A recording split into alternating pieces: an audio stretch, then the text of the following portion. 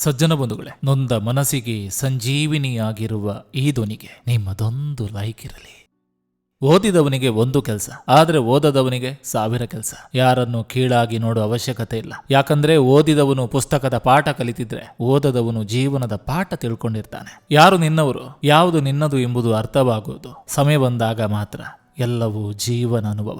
ದೇವರು ನಿನಗೆ ಕಷ್ಟಗಳನ್ನು ಕೊಡುವುದು ನಿನಗೆ ನೋವು ಕೊಡುವುದಕ್ಕಲ್ಲ. ಎಷ್ಟು ಜನ ನಿನ್ನ ಜೊತೆ ನಿಯತ್ತಾಗಿದ್ದಾರೆ, ಎಷ್ಟು ಜನ ನಿನ್ನ ಜೊತೆ ನಟಿಸುತ್ತಿದ್ದಾರೆ ಎಂದು ನಿನಗೆ ತಿಳಿಸಿಕೊಡುವುದಕ್ಕೆ ಮಾತ್ರ. ನಮ್ಮವರು ಅಂತ ಯಾರನ್ನು ನಂಬುವ ಮನವೇ ಮರಣದ ಬಳಿಕ ಬಿದ್ದು ಬಿದ್ದು ಅಳುವವರು ನಮ್ಮವರೇ. ಬದುಕಿರುವಾಗ ಚುಚ್ಚಿ ಚುಚ್ಚಿ ಕೊಲ್ಲುವವರು ನಮ್ಮವರೇ. ಬದುಕೆಂಬ ನಾಟಕದಲ್ಲಿ ಏಳು ಬೀಳಿನ ಪಾತ್ರಧಾರಿಗಳು ನಮ್ಮವರೇ. ನೋವುಗಳಿಗೆ ನಗುವೇ ಉತ್ತರ, ನೋಯಿಸಿದವರಿಗೆ ಮೌನವೇ ಉತ್ತರ. ಮತ್ತೊಬ್ಬರನ್ನ ಬದಲಾಯಿಸುವ ಬದಲು ನಾವೇ ಬದಲಾದ್ರೆ ಜೀವನ ತುಂಬಾ ಚೆನ್ನಾಗಿರ್ತದೆ. ಕೊಡಲಿಯಿಂದ ಕಡಿದ ಮರವು ಮತ್ತೆ ಚಿಗುರಬಹುದು, ಆದ್ರೆ ಮಾತಿನಿಂದ ನೊಂದ ಮನಸ್ಸು ಮತ್ತೆ ಚಿಗುರೋದಿಲ್ಲ. ನಡೆ ನುಡಿ ನಮ್ಮ ಆತ್ಮಸಾಕ್ಷಿಗೆ ಮೆಚ್ಚುಗೆ ಆದರೆ ಸಾಕು. ಅದನ್ನು ಮತ್ತೊಬ್ಬರಿಗೆ ಮನವರಿಕೆ ಮಾಡುವ ಅವಶ್ಯಕತೆ ಇಲ್ಲ. ತೈಲವಿಲ್ಲದೆ ದೀವಿಗೆ ಹೇಗೆ ಉರಿಯಲಾರದು, ಹಾಗೆ ದೇವರಿಲ್ಲದೆ ಮಾನವನು ಜೀವಿಸಲಾರ.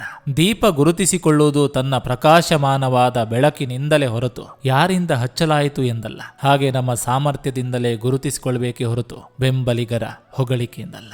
ಜೀವನ 2 ದಿನ. ಒಂದು ದಿನ ನಿಮ್ಮ ಪರ, ಇನ್ನೊಂದು ದಿನ ನಿಮ್ಮ ವಿರುದ್ಧ. ಪರ ಇದ್ದ ದಿನ ಅಹಂಕಾರ ಪಡಬೇಡಿ, ವಿರುದ್ಧ ಇದ್ದ ದಿನ ತಾಳ್ಮೆ ಕಳ್ಕೋಬೇಡಿ. ಸಜ್ಜನ ಬಂಧುಗಳೇ, ಇದು ಇಂದಿನ ಸಂಚಿಕೆ ಅಂತ ಹೇಳ್ತಾ, ಈ ಸಂಚಿಕೆ ನಿಮಗೆ ಇಷ್ಟವಾಗಿದ್ರೆ ದಯವಿಟ್ಟು ಒಂದು ಲೈಕ್ ಮಾಡಿ, ಜೊತೆಗೊಂದು ಕಮೆಂಟ್ ಮಾಡಿ. ಮತ್ತೆ ಮುಂದಿನ ಸಂಚಿಕೆಯೊಂದಿಗೆ ಅತಿ ಶೀಘ್ರದಲ್ಲಿ ನಿಮ್ಮನ್ನ ಭೇಟಿ ಆಗ್ತೇನೆ. ನಿಮ್ಮೆಲ್ಲರ ಮನಸ್ಸು ಪ್ರಶಾಂತವಾಗಿರಲಿ ಅನ್ನೋದು ಈ ವಾಹಿನಿಯ ಉದ್ದೇಶ.